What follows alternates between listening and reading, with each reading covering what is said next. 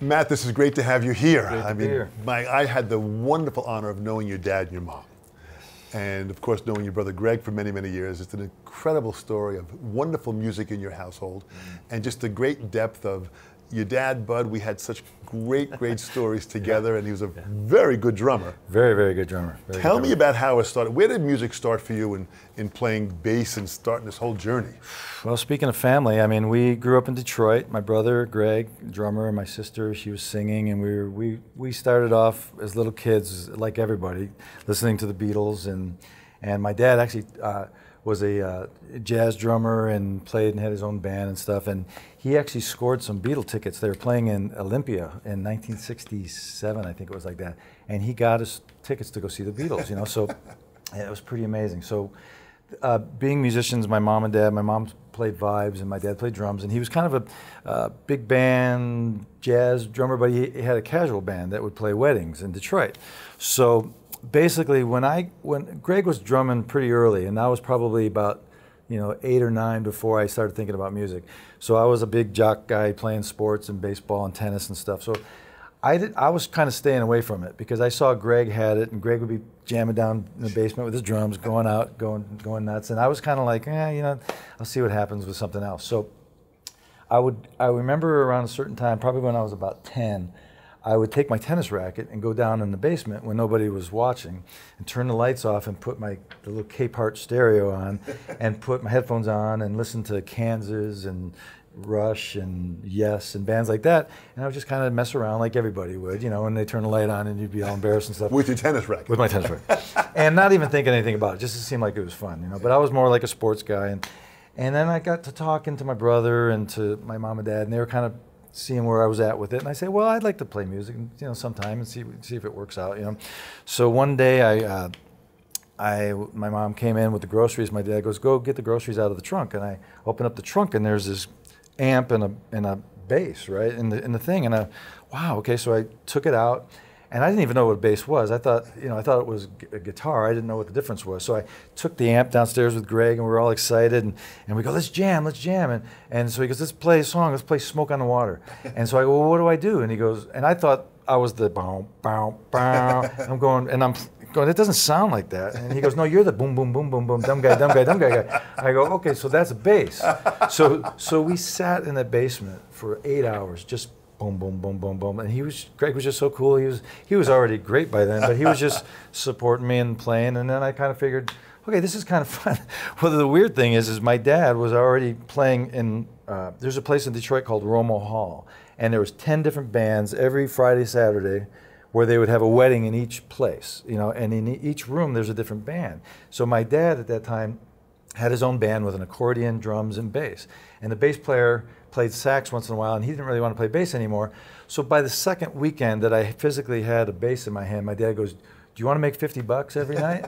I go, yeah, and I was probably 12 about then. And he goes, well, he bought me a tuxedo, and I was his bass player from then on. So pretty much had no clue to what I was doing. I go, well, Dad, what do I do?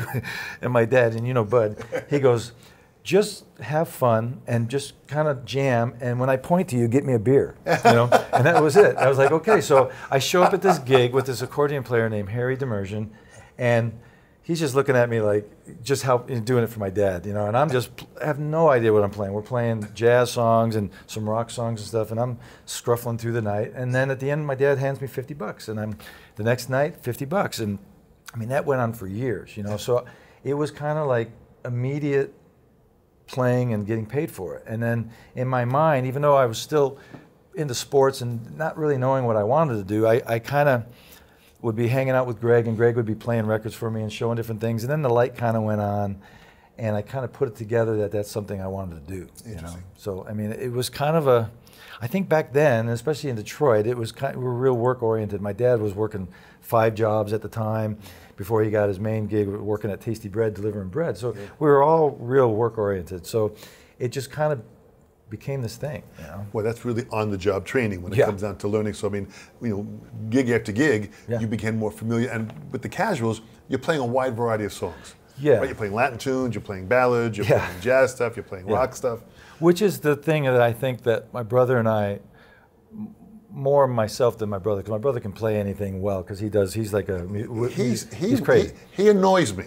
Yeah, he annoys me. He annoys me because he's so great. Yeah, he's so great, and he knows all genres. Yeah, and he knows. Like we did a record with him, and we did a Cuban song, and he played all the percussion parts, and just like the guys, the clave thing and all that stuff. And I was more of a guy that I just figured, like, I just want to be good enough at everything where I could get hired, and not get fired.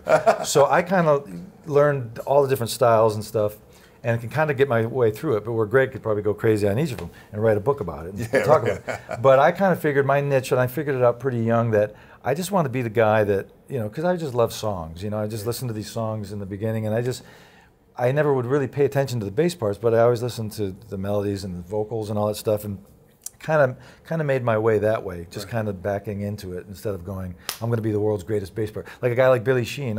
When I took Billy's place with Dave, it was like, I cannot do this stuff. This is crazy. This is years of specific training and stuff. So I'd kind of get my way through it, and I'd keep the gig, right? But I mean, I would go, if I can just hang in there and kind of play like Billy or kind of play like this guy just to get through the gig and get paid and make the guy happy, then that's all I need to do. Well, I love your humility, because far from that, you have laid down some tracks and some bass lines that have been absolutely fantastic, and you're continually doing it. So for these casuals, you're playing the casuals. Where did you go to the next level now to really kind of stepping into the world of professional musician? Around that same time, I mean, I was probably about 13, 14 years old. Started playing in the junior high school jazz band, and then jamming with whoever would play with me. So we'd have a couple different rock bands and stuff like that. We had a band called Blue Wind, which was like a Jeff Beck cover band, and a really good guitar player back then named Dwayne Harlick, and started learning to read. And then at that point, my mom really kicked in, because she'd play vibes and she knew melodies and stuff like that, and could play piano. And she kind of looked at bass as like, well, you're going to play bass, but you're going to have to do a lot more than that. So she made me play trombone, which was like the worst sounding thing on the planet for this guy. And she made me learn to read and learn different clefs and different things and some piano. She pretty much dragged me to those lessons, and the bass lessons. Smart. Too. Yeah, she was brilliant. Yeah, and she was way ahead of it. And so between working with that, with my dad's band, it would lead to other casual bands, which were different bands. And then I started playing with Greg on big bands in Detroit, some of the really good big bands. And for some reason, the bass department, they just didn't have that many guys. I mean, if I would have been a sax player, I probably would have never worked. But for some reason, there weren't that many bass players back there that were available, I guess. So I would be playing like the Brookside Jazz Band in Detroit, and the Catalytic Quick Jazz Band, and the Austin Morrow Band there. Really good big bands, and I was kind of way out of my league, but they were, again, very patient and loving, and just kind of brought me in, and they were forgiving. And I mean, I remember one song, the song called Pegasus, where it was like a 12/8, boom, ba dicka boom, boom, ba ba boom, ba ba ba ba ba. And I'm looking at it, and I'm looking at the chart, and I was looking, and I went boom, boom, boom, boom, boom, boom, boom, reading it in cut time. And then they cut it, and instead of shaming me, they just said, no, it's 12/8, it's twice as fast. I mean, it was really cool the way they did it. Even though I've had other experiences which weren't so pleasant, they just kind of walked me through it. So it just kind of led to just being in other bands, and then putting together our own rock bands. And then when I turned 16, this is when it started getting real for me. I got my license, and I got called the day I had my license. I was in Detroit, just got my license, and I'm comparing that with my son now, how things are different. I got a call to work with the Kingston Trio in Chicago. Yeah. It was like a 4 or 5 hour drive. And I just got in my car by myself and drove and picked them up I got an extra $100 to pick them up from the airport. and I'm just thinking, my mom and dad trusted us back then just to do this trip by ourselves, where now it's like, those days are gone. Yeah, the hovering parents are like, well, we'll go with you. So day one, 16, I was driving to Chicago and doing gigs and coming back, and then I started working with some different agencies in Detroit, and they would start booking us with other, like the Ink Spots, the Four Freshmen. So they booked you and Greg together? Was it were you? Sometimes, but I remember sometimes it was other musicians as well, because there was a lot of drummers and keyboard players, and we were both kind of doing different things, and Greg was 2 years older than me, so he was kind of doing his thing, and he was, you know, more in the band at high school and stuff like that. So, but we did a lot of gigs together, Greg and I too. So, and then Greg and I put together a band. We loved Chicago. Chicago was the bomb, and it was like everybody in the world loves Chicago. Yeah. So we put this band together and came up with this brilliant name. We called it Chicago 2. So we had Chicago shirts. Then we would play all the Chicago songs, and we had a really good band, and it was just like playing Chicago songs. So it was really great at that time, because not as much like it is today. It was really like every day you could turn the radio on and you'd hear Weather Report, you'd hear Pat Metheny, you'd hear the Beatles, you'd hear the Stones, you'd hear Yes, you'd hear Kansas on the radio, and it was like wide variety. It was crazy. So it was the perfect time to grow up and to get involved with a lot of different things. And I think by the time I got to, I went to North Texas in 1979. Greg had gone earlier in '77, and then that was a whole different level of, you know, jumping into the jazz world. And well, that's a wide variety of training that you went through at that point. Do you think you had a mentor? Was there a mentor in your life? Someone that guided you along the way? Several of them. Of course, my dad was a huge mentor. That, I mean, he got me playing before I knew how to even do it. I mean, that was pretty huge. And he would drive me to the gigs before I had my license and stuff, and he would, you know, talk me down when, you know, I was just feeling really like, what am I doing this for? And he would just go, you're getting paid to be a musician, and you'll figure it out, and you'll play, and you'll stumble, and you'll fall, and you'll get better. And Greg was always my mentor too. To this day, I mean, I've learned to ride the Greg Bissonette train, and the train is always going. You know, so whenever I know if we need to work a lot, Greg is he's always working, and he's got his contacts out there.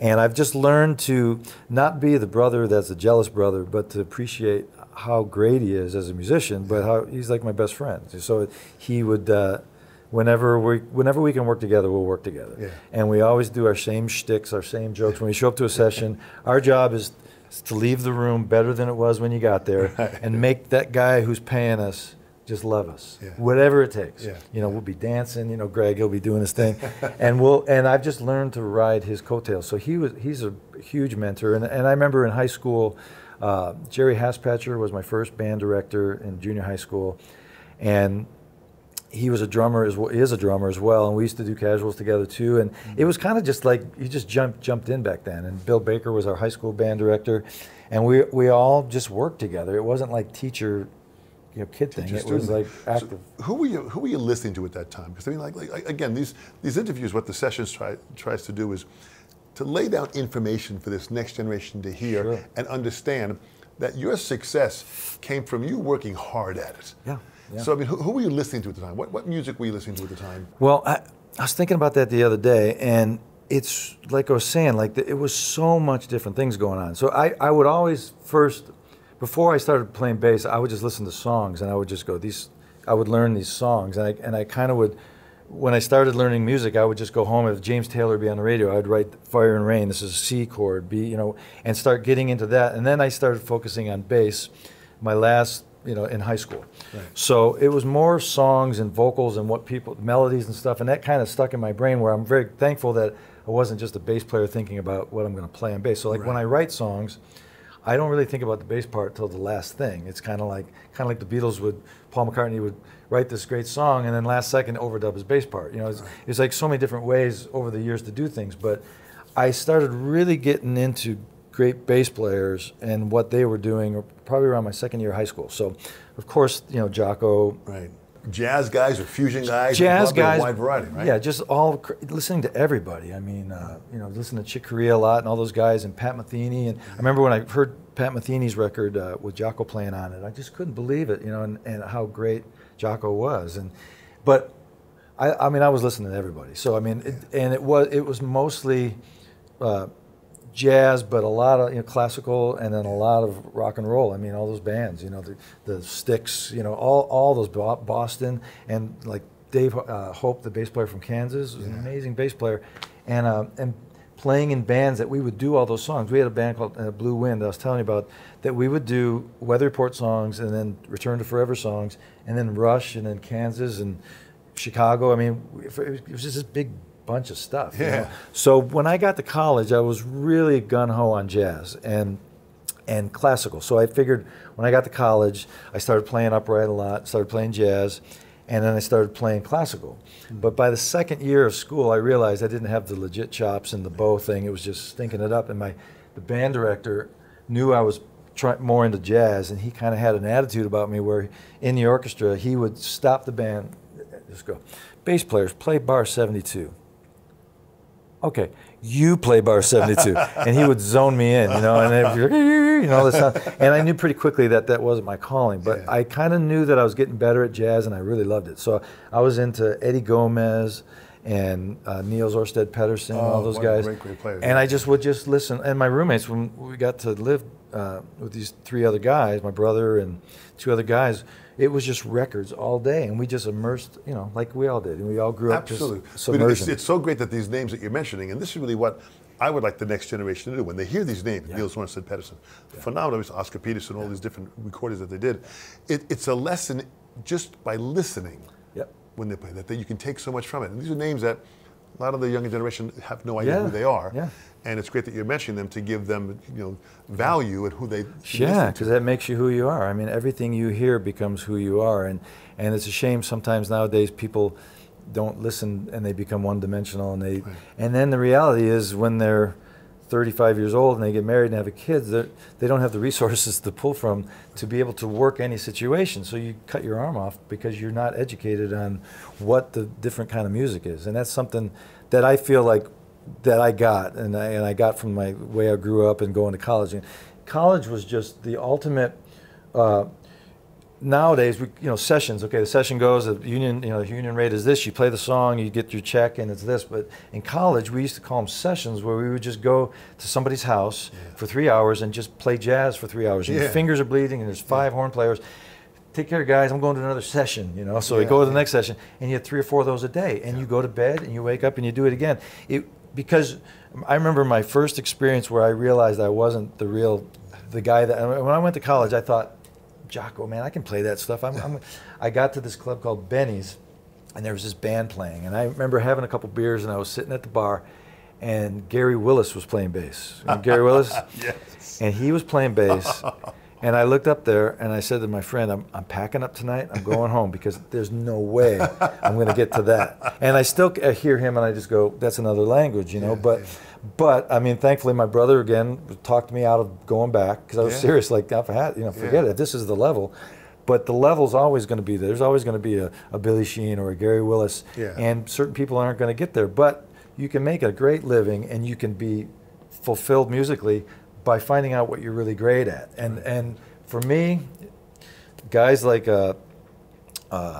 I'm going to space on all the names. Of course, there's the Paul McCartneys, and there's the guys like that, the Geddy Lees, and the different players like that. You combine your own sound. I think my sound and my attitude with music is a combination of everybody I've ever listened to. And that's just because I'm 55 years old, and I've had the time to cram that in.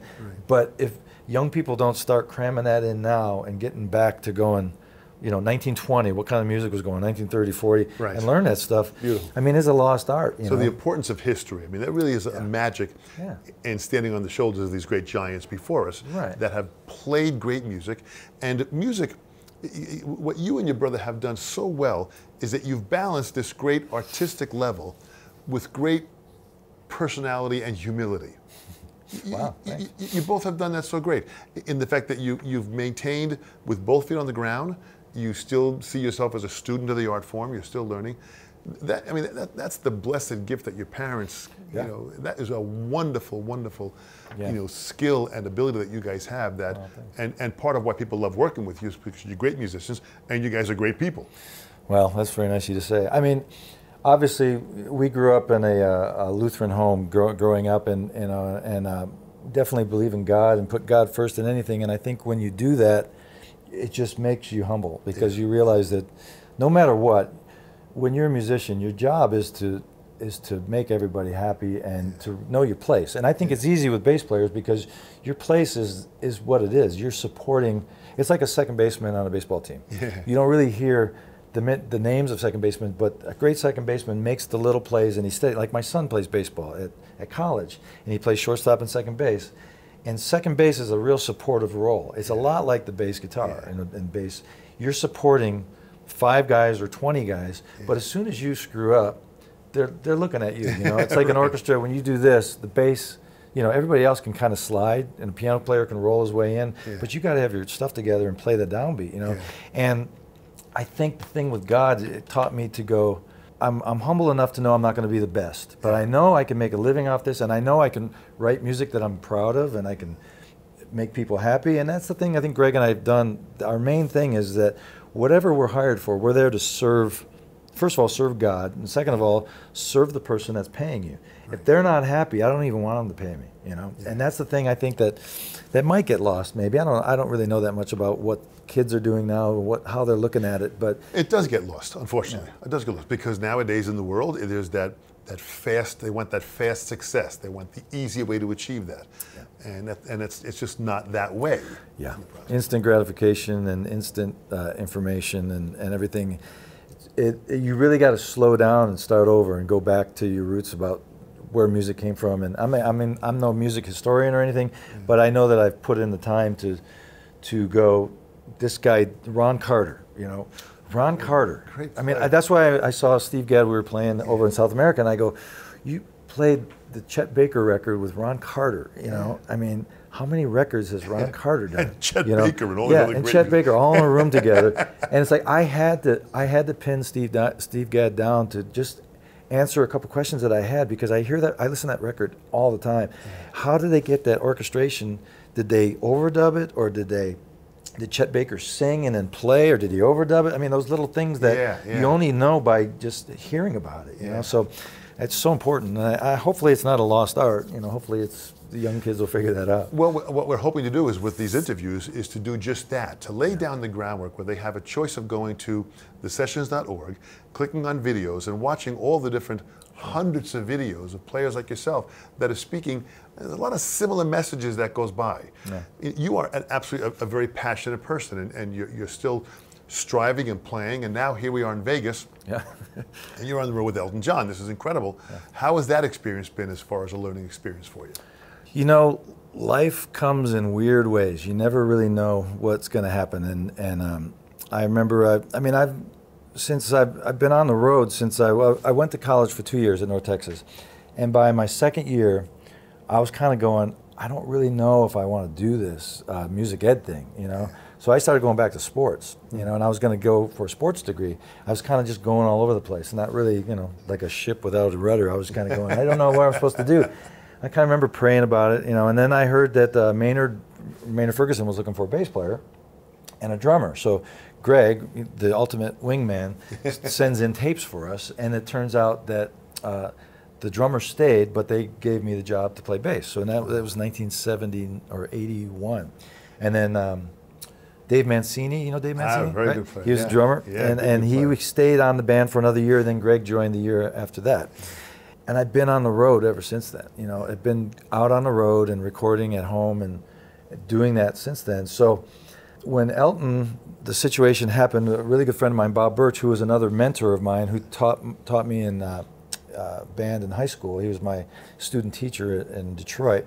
He had played with Elton for like 17, 18 years. Wow. And then, unfortunately, Bob took his own life, and then they called me to do the band. Wow. And it was really one of those things where I just go, this is just too weird, you know, I can't. But then I'm going, somebody's going to have to take his place. And I would think that he would want me to do it, you know. If I know Bob, he would be saying, do it, man, you know, do it. But you really honor him. You honor him a lot. Well, the first thing I did was I learned, I hired two guys to write out every note that he played on his last gig. And I have a book with Bob Birch's everything he did on last. He was sitting in a chair, he was in a bunch of pain, but he played amazingly, you know. So I looked at those charts, and I go, well, I don't know if I can show up at the gig with charts, so I just memorized everything. I was on the road with Rick Springfield at the time, and I just said, you know, I have to leave to go do this, and I just spent the last week. I had a week to learn everything, and it was like, you know, 100 songs or something like that, and I just figured I got to memorize these, you know, and I've learned over the years that kind of works for me when I get a gig, that I just listen over and over and over and over again. And then when I got the first gig, I remember Elton just goes, man, you sound so great. Everything's great. I love it. And I had a picture of Bob on my bass. I used his basses and everything. And he goes, the second gig, he goes, man, I miss Bob too, but we have to move on, and you'll want you to do what you want to do, you know, play what you want to play. And that's what Elton is. He's the ultimate, every night's like the end of the world. The world's going to end, and I want to play everything.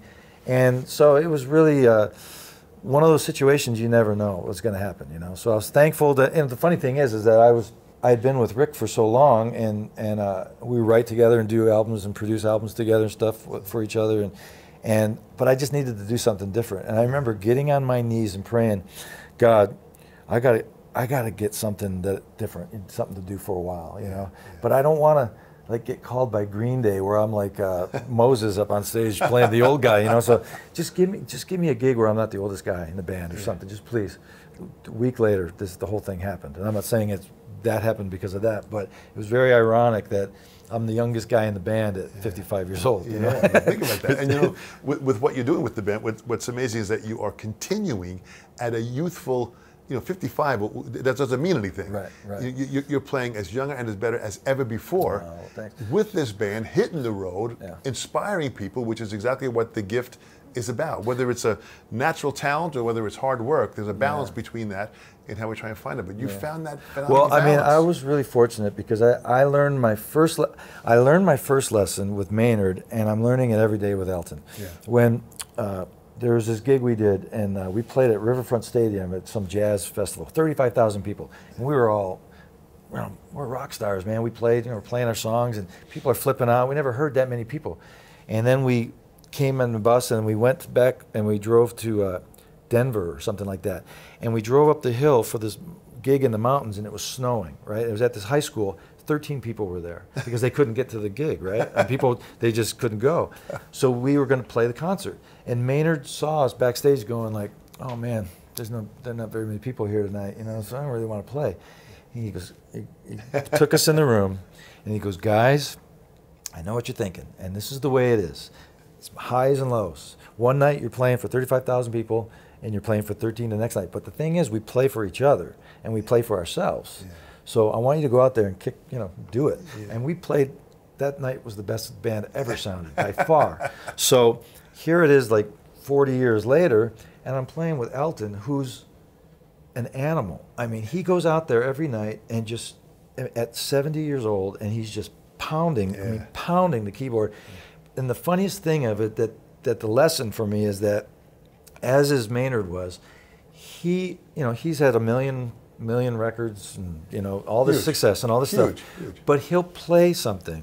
It happens every night, and I'm just a bass player that's you know, just got the gig. And the first night, and I heard about this, that he would do it to Bob, but he would play something different and look at me to go, that's good, Elton. You know, like he needs me to do that. But that taught me that he'll play sad songs or some song he's played a billion times and play something different and look at me. And I'm going, what is that? You know, what is that? That is the love of doing something and making it different so that you just don't get completely bored with it. And if he can do that, then I can do that, you know. Absolutely. And it was really humbling to have that happen. And he does it every night, and that's the weirdest thing. It's not like a show, it's just that he wants to push everybody to do something different every night. That's the magic of Elton and the magic and the power of music. Also, in closing, and think about it, we have these young kids that are watching this, they're looking at this, future generations, maybe when we're both long gone, and the internet will still have this footage available for musicians to hear.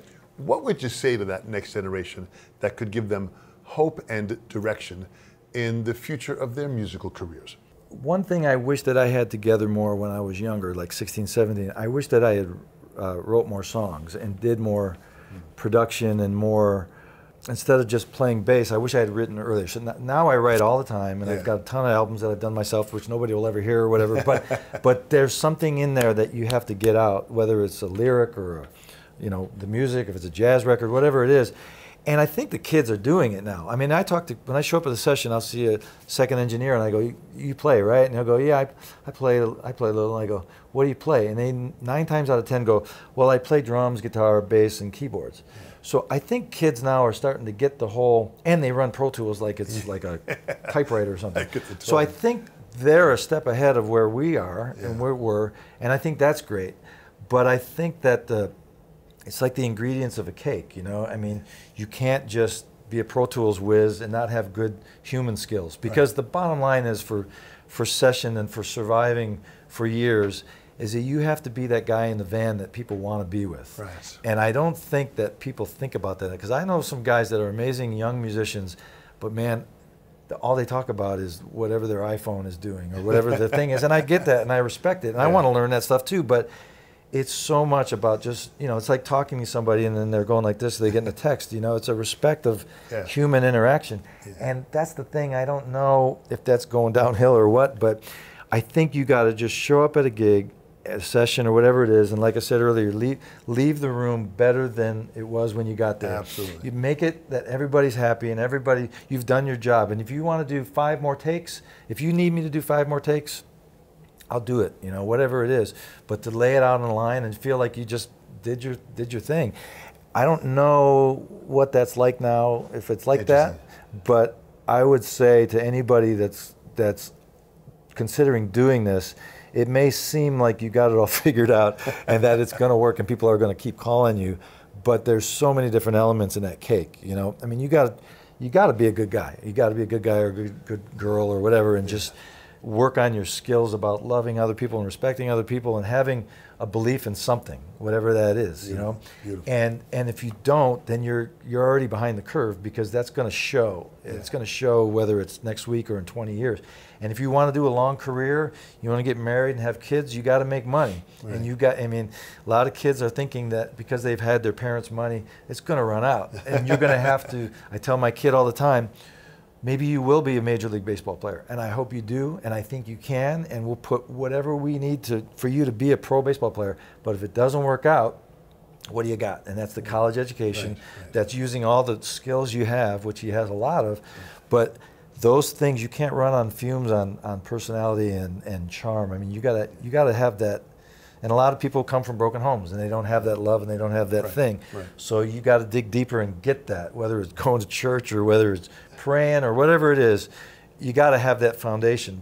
And then you just got to practice like crazy. I mean, you got to start from scratch and transcribe solos, transcribe what the keyboard players, not just what your instrument is, but see the whole picture and hear why a drummer hits things with the keyboard player, and why the horn players, you know, what they're thinking about when they're taciting for 50 bars. Then they come in and they go, pop, and they go, and that they're looking at you like, you know, there's all those things that go on that make you who you are.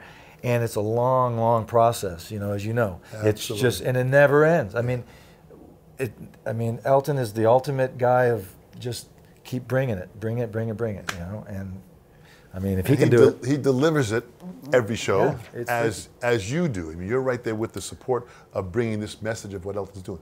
Very, very powerful. You know, you talk about, that's kind of about being in the now, being in the moment, being present in all that you do, which you clearly have done and continue to do. Well, I must thank you, Matt, on behalf of the sessions. Oh, come on. Thank you so much. Thank You've done great. Thanks for having me. Just edit everything I said and make me sound like Lee Sklar. Thank you so much. Thank you.